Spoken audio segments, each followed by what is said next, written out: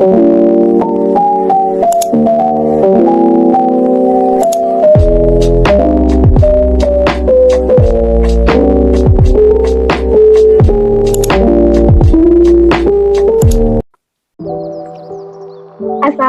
warahmatullahi wabarakatuh.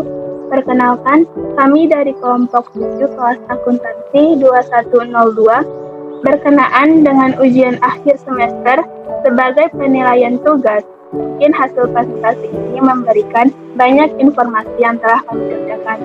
Baik, untuk mempersingkat waktu, izinkan kami untuk mempresentasikannya. Next. Isi dari presentasi kami yaitu pengertian dari desain thinking, 2. Penjelasan anggota 1 dari daerah Bandung, 3.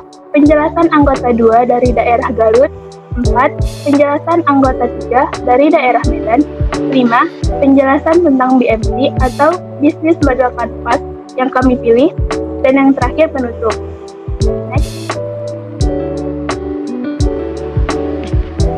Isi dari presentasi kami yang pertama yaitu pengertian desain thinking. Merupakan proses berulang di mana kita berusaha memahami pengguna, menantang asumsi, dan mendefinisikan kembali masalah dalam upaya mengidentifikasi strategi dan solusi alternatif yang mungkin tidak langsung terlihat dengan tingkat awal pemahaman kita. Selanjutnya penjelasan anggota 1 dari daerah Bandung. Kepada Sri Maharani. Baik, perkenalkan nama saya Sri Maharani, berasal dari wilayah Bandung, lebih tepatnya daerah Cicadas.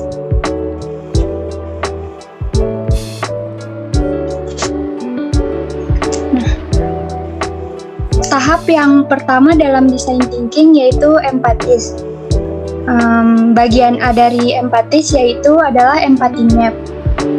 Nah, berikut ini adalah hasil survei yang saya lakukan kepada 5 user yang berada di wilayah tempat saya berada, yaitu lebih tepatnya di daerah Bandung.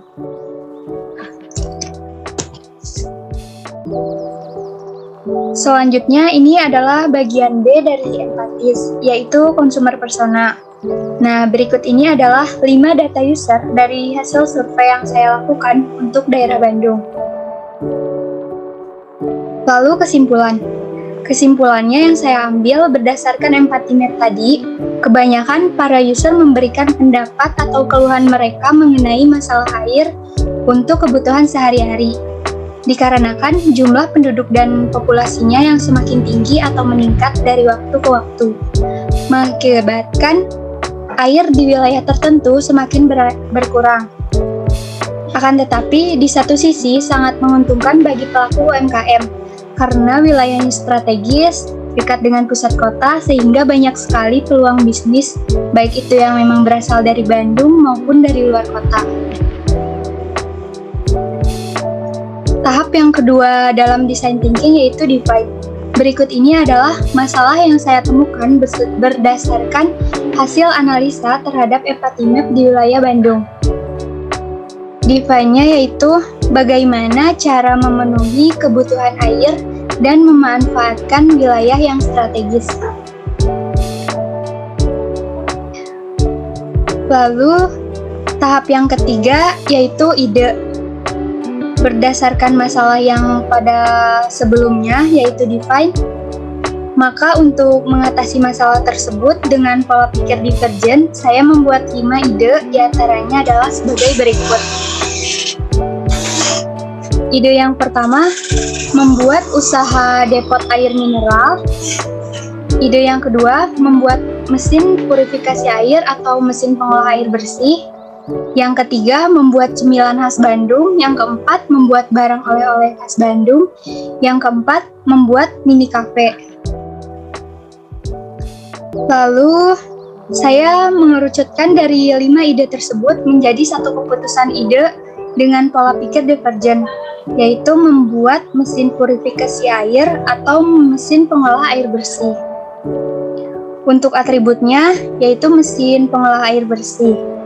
Untuk konsekuensinya, bisa memfilter air agar betul-betul dapat menjadi air murni yang baik bagi kesehatan tubuh. Untuk value kanvasnya dari segi kualitas, yaitu tingkat kemurniannya yang tinggi.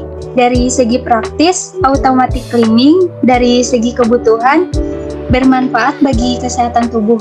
Selanjutnya akan dijelaskan oleh anggota 2, yaitu Siti Nurfadila.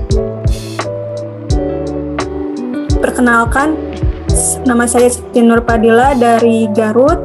Next. Dan yang pertama yaitu tahapan empatis. Ini merupakan hasil dari survei yang saya lakukan di wilayah Garut, khususnya daerah Kecamatan Malangbong. Yang pertama yaitu ada say, kedua yaitu ada think, yang ketiga ada does, yang keempat ada feel. Lalu tahapan selanjutnya yaitu next.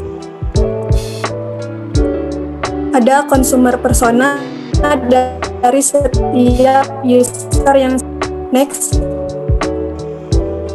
Kesimpulan dari hasil empathy map dan consumer persona, yaitu kesimpulannya adalah bahwasannya para user menginginkan adanya perubahan di daerahnya tersebut, khususnya karena jauh dari pusat kota.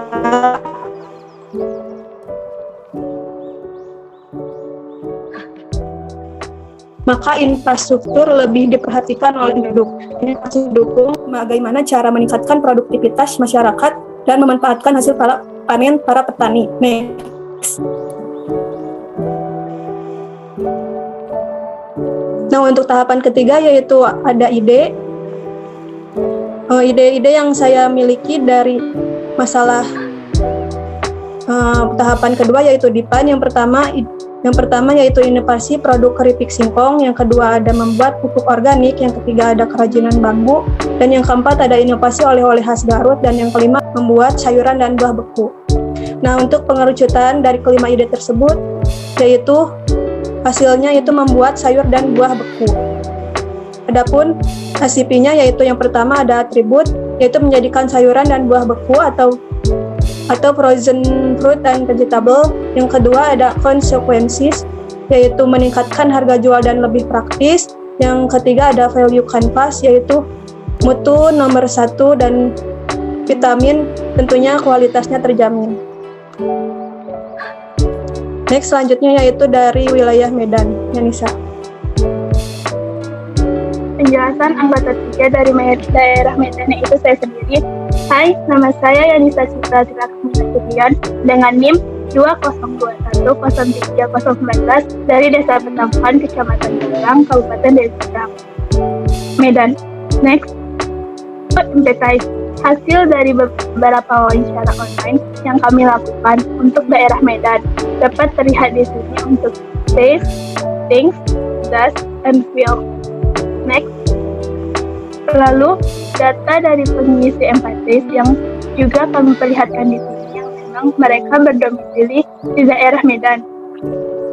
Next, kesimpulan empathize untuk wilayah Medan yang terlihat tadi adalah user lebih banyak mengemukakan pendapat tentang masalah pendidik, baik itu formal dan informal.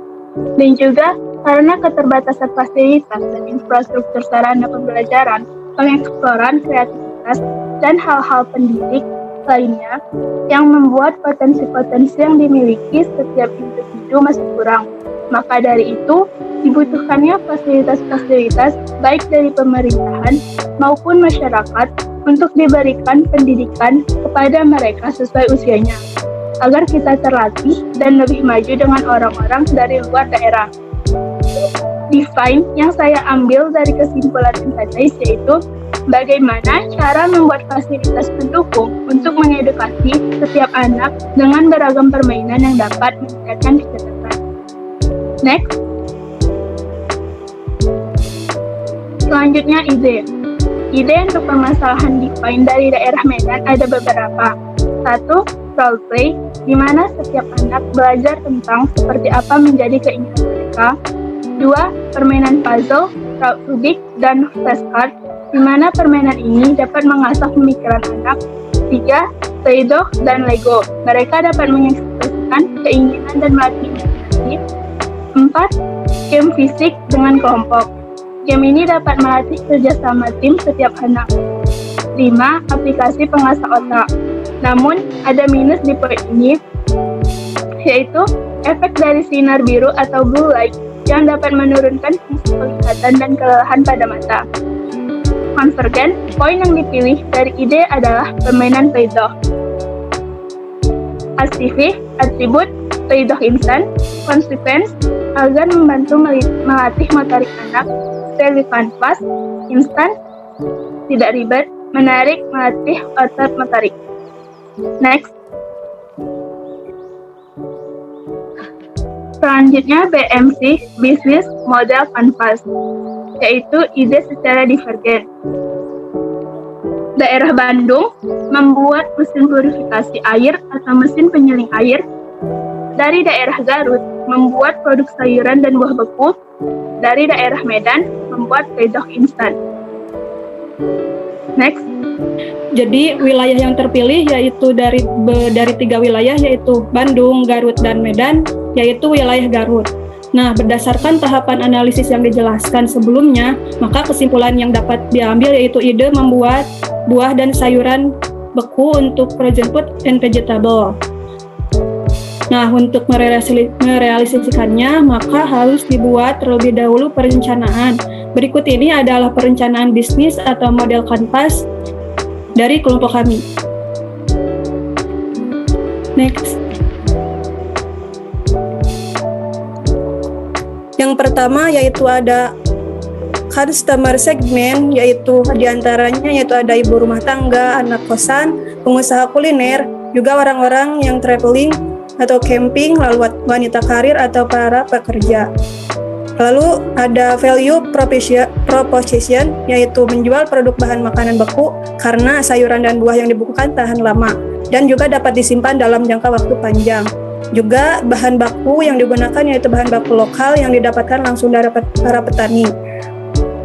Lalu ada customer relationship, yaitu diantaranya ada diskon dan promo, program giveaway, gratis ongkir dengan minimal pembelian, lalu ada pelayanan admin yang ramah, dan ada bonus yang untuk pelanggan tetap.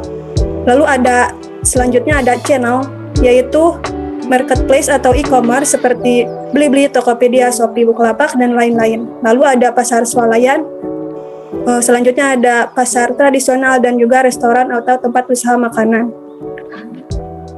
Lalu selanjutnya ada revenue stream, yaitu pendapatan yang dihasilkan yaitu dari penjualan produk, baik itu dari marketplace atau e-commerce. Lalu ada pasar swalayan dan tradisional. Juga ada hasil supplies ke restoran atau tempat usaha makanan.